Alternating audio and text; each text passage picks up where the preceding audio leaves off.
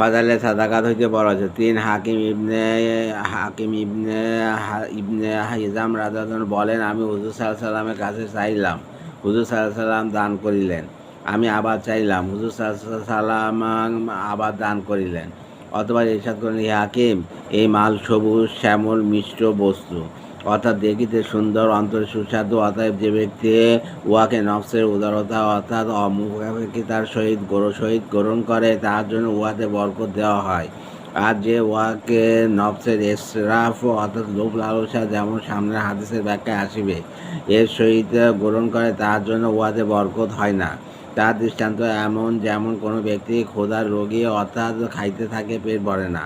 উপরের হাত নিচের হাত হইতে উত্তম, অর্থাৎ যে ব্যক্তি সোয়াল করে না, তার হাত সোয়ালকারীর হাত হইতে উত্তম।